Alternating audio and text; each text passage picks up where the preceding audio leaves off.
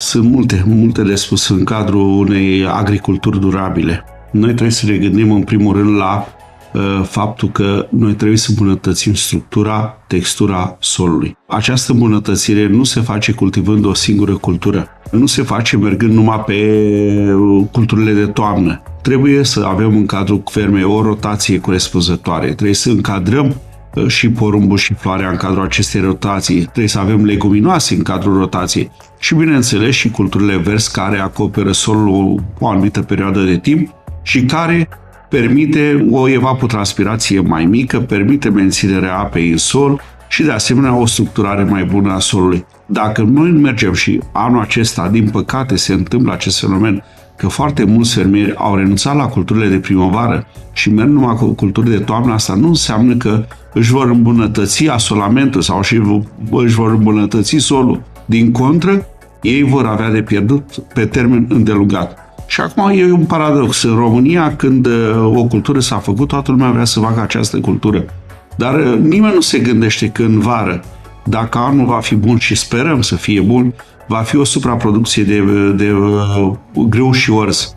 Ce se va întâmpla cu prețul atunci? Întotdeauna s-a făcut o cultură, nu s-a făcut cealaltă, dar pe ansamblu, ferma este o fermă stabilă. Dacă mergem numai cu cereale sau numai cu orz sau numai cu rapiță, deja avem pierdere. În România, din câte știu, floarea soarelui și rapița într-un an, maximum de suprafață trebuie să fie la 1.500.000 de hectare pentru a se asigura o rotație corespunzătoare pentru celelalte culturi. Dacă depășim această cifră și s-ar părea că anul acesta vom depăși această cifră rapiță plus floarea soarelui de 1.500.000 de hectare, asta înseamnă că deja nu vom avea o rotație corespunzătoare în următorii ani. Și asta vine la pachet cu o creștere a numărului de boli, a numărului de dăunători, o rotație mai scurtă pentru floarea soarelui și atunci incidența bolilor va fi mult mai puternică. Deci, în condițiile astea, nu este recomandat și nu este bine să mergem pe o direcție, să zic, numai pentru cereale, pentru că e o cultură mai ușoară sau pentru că am făcut anul acesta producție și că sper că fac și la asolament corespunzător și, de asemenea, o lucrare a solului. Eu nu sunt de acord cu ideea să mergem numai pe non-tiligi sau minim-tiligi. Odată la 3-4 ani ar trebui ca să avem o porțiune din fermă care să fie arată. De ce? Pentru că deasupra solului se formează un strat organic. Eu îl bag în sol, îl duc la 20-30 cm unde încep rădăcinile să se dezvolte. De asemenea, fac o reducere a tasării solului, fac o reducere a numărului de dăunători și mă refer aici la șoareci, mai ales în sud-estul țării am avut un atac puternic de șoareci. Și în al treilea și al patrulea rând ar fi de plantele acestea de primăvară, cum ar fi culturile de floarea soarelui și porumb, care au o rădăcinare mult mai profundă.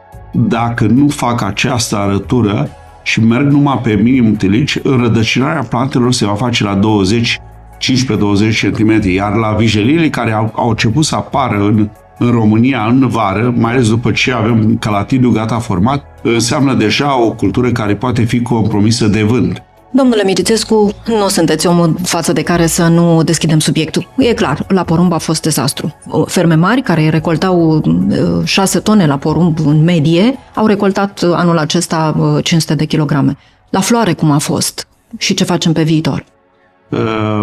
Să știți că și floarea a fost destul de afectată, mai ales în sud, unde nu am avut precipitații. Toți hibrizii au fost afectați de această secetă. Problema se pune când s-a manifestat seceta. Hibrizii timpurii au fost un pic mai avantajați decât hibrizii tardivi.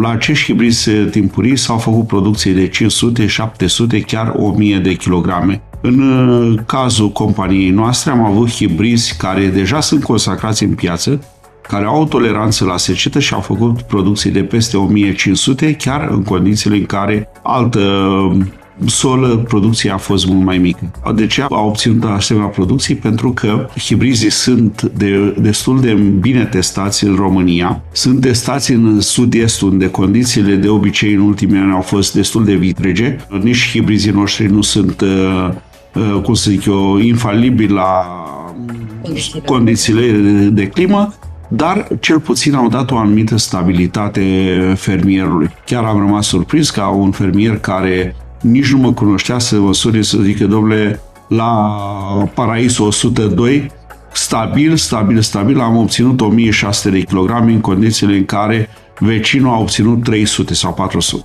Poate că aceste schimbări climatice pot fi văzute și dintr-un punct de vedere un pic mai optimist. Putem face o cultură a doua de porumb sau de floarea soarelui? Răspunsul este da. Noi avem hibrizi, atât la porumb cât și la floarea soarelui, care sunt adaptați să fie semănați după recoltarea grâului și orzului și cu producții destul de bune. Am avut la driver la floarea soarelui pe 100 de hectare semănat după orz cu o producție de 1700 de kilograme la hectar.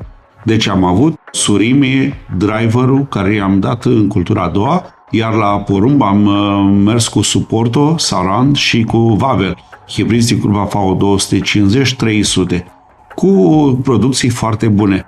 Vă dați seama dacă la cultura a doua la porumb a scos peste 5 tone, în condiția în care la cultura principală a scos 3 tone, înseamnă că hibrizii sunt foarte buni și pot merge la cultura a doua. Și cred că viitorul va fi să mergem către zona aceasta, pentru că noi am fost învățați cu 4 anotimpuri. Ok, foarte bine, dar deja acum începem să simțim lipsa zăpezii în zonele agricole. Acolo unde mergem cu culturi din ce în ce cu recoltare mai rapidă, cum ar fi ghesuielenul care este extra timpuriu și îl recoltăm primul, atunci imediat se poate pregăti și semăna de porumb sau floarea soarelui. Ce riscă fermierul dacă n-ar merge? E o cheltuială mare, pentru că dacă e să fie câștigătoare, o înțelegem.